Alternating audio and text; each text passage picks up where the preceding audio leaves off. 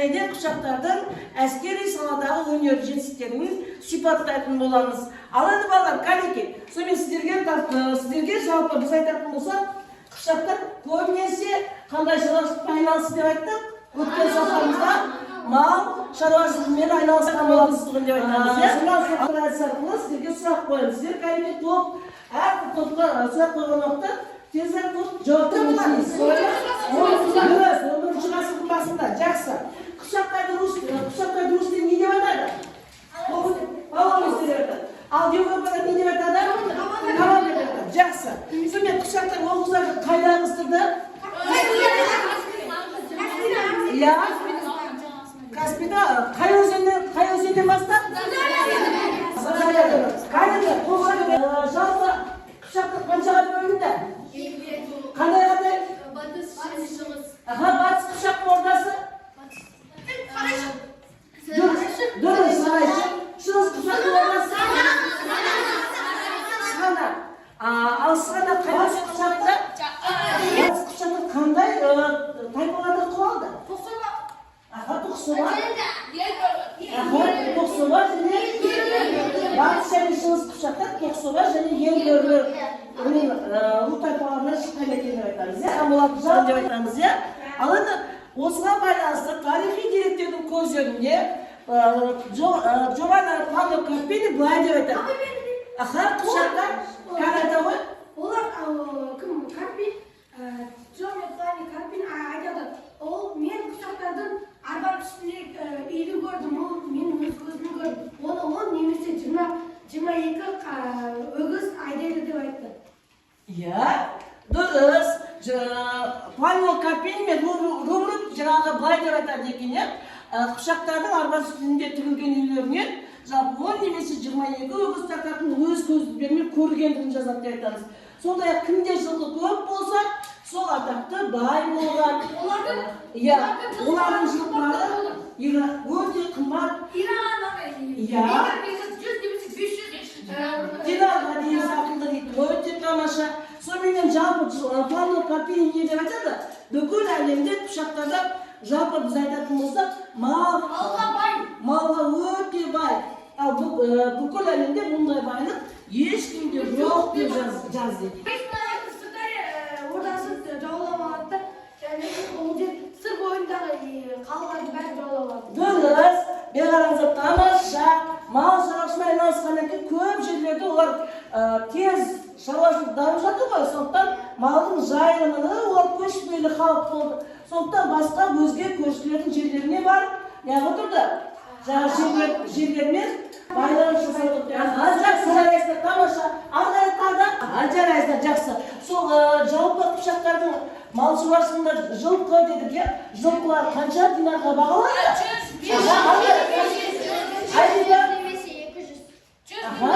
100. Тағда тоқтады? Бағасы көмектесектен бар ма үшін? Дұрыс, қай елге сатып отырып қойғандылар? Египет жерлеріне? Иә, жақсы, өте тамаша, олай болатын болса, жақсы. Ал енді келесі не деп? Құшақтар туралы жалпы құшақтардың көршілері кімдер еді?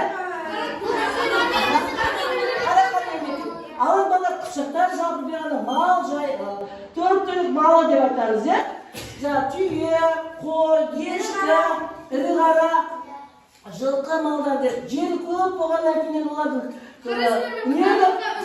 қалай болып жүрді олар?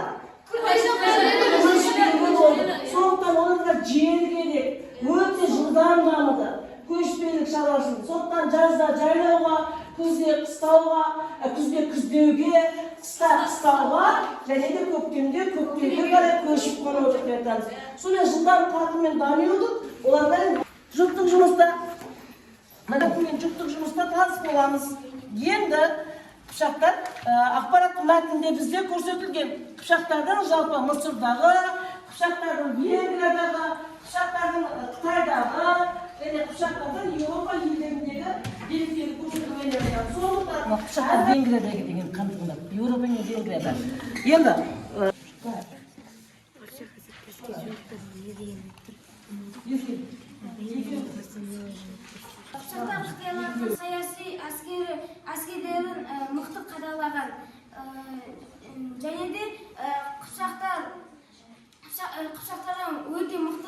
басылған шыққандылығы жазылды. Олардың ең мықты әскерлері аттағы Ян Тимур, тағы Хасан, тағы арасында қыпшақтар 1068 жылы Венгрияға, ал 1085 жылы Трансильванияға басып кірді. Және де қыпшақтар Венгрия жерінде тұрақтанды. Екінші ғасырда Андрей қыпшақтардың билеушілерін көздеп өзінің қызметтерін тағайындады. Екі сұрақтан тұрасыңдар, әр топ екі сұрақ тұрасыңдар. Жазбаша қазір. Сен өзіңе арналған не сәл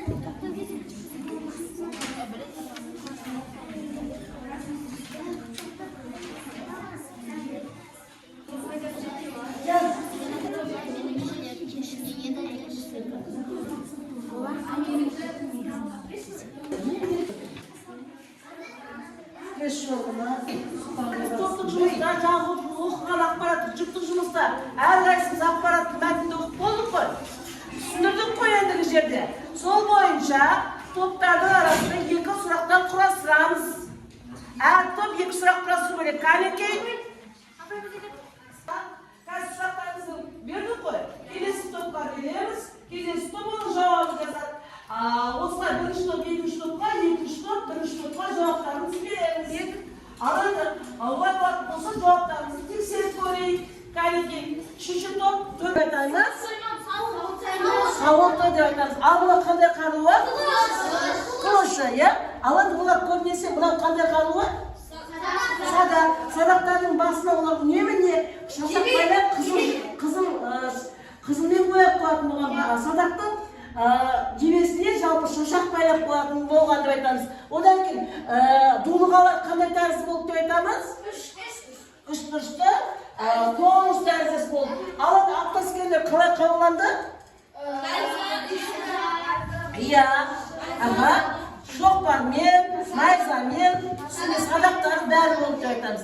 Енді соменен, жалпы берғарандар, енді балалар, соменен сендерге жеке жұмыстардан тапсырма береміз. Үшінші тапсырмаға қараңдар. Қазіргі таңда жүкта бір-бірімізді тексереміз. Жүкті албасамыз дәптерлерімізді. Ендігі жерде тапсырманың дұрыс жауаптарымен салыстырамыз. Қараңдар, дулығаны қашан жасады? Садақтың жебелерін қызыл түспен бояп қойды. Соғу қаруы сауыт деп аталды. Жоқ, соғу қаруы не деп аталған еді? Кенеттен бірденен шабуыл жасау. Одан кейін ұзақ уақыт не қылау? Жауды қудалау соғыс болған екен, иә? Алын бала, соменен Кәлекей, ең мына тапсырмаға назар аударыңдаршы қане? Қайсы қыпшақтарға тән сурет деп ойлайсыңдар? Соғыс тактикасы.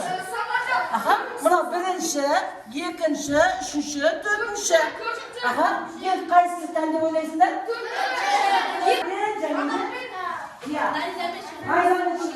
Ұзақ қудалау саясат деп айтамыз, иә? Алын міне осылай болды. Сонымен бала, тапсырмасын сұрағымыз біздің қорытындыларды. Енді бүгін сапы сенің біліміне не қосты? Айтарына жаймен стикер тастаған еді ғой. Сол стикерге не білгеніңді жазып сабаққа. Бүгінгі сабаққа не біліміне қосты? Не қиын болды? Қай жұмыс саған қызық болды? Компьютерде сен толтырып қояды.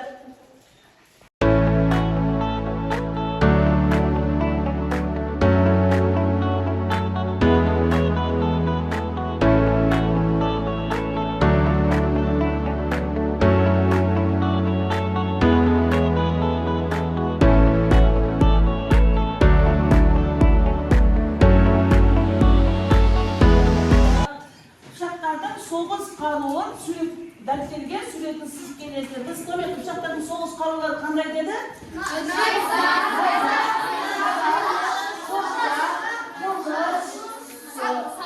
Садақ. Осы қаруларды суретін салып келесіздер. Келістік па? Жақсы, қош, сау болыңыздар.